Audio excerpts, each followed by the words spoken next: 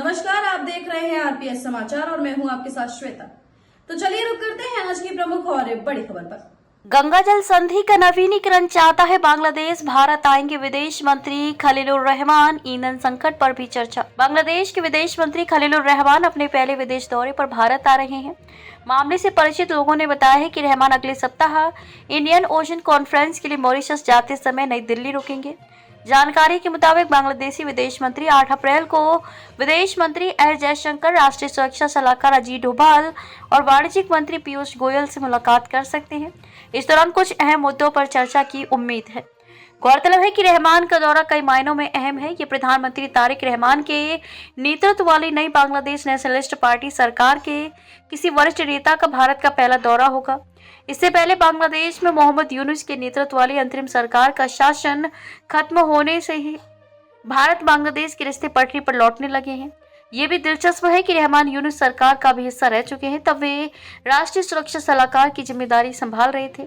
इसके बाद प्रधानमंत्री तारिक रहमान के मंत्रिमंडल में उनका नाम काफी चौंकाने वाला था। बांग्लादेशी विदेश मंत्री कई एजेंडे के साथ भारत आ रहे हैं। इनमें गंगा जल संधि का नवीनीकरण सबसे अहम है। वहीं पश्चिम एशिया में ईरान और अमेरिका के बीच जारी युद्ध के कारण हुई रुकावटों के बाद ढाका की तरफ से अतिरिक्त ईंधन आपूर्ति की मांग भी एजेंडे का हिस्सा है।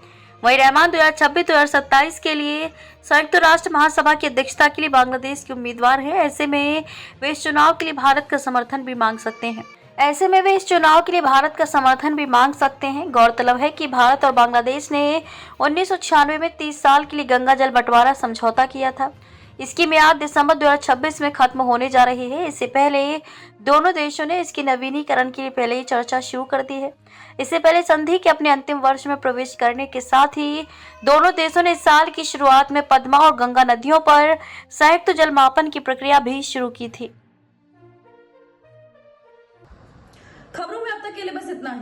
फिर होगी आपसे मुलाकात ऐसी किसी बड़ी और खास खबर के साथ। तब तक के लिए नमस्कार और देखते रहिए आरपीएस समाचार।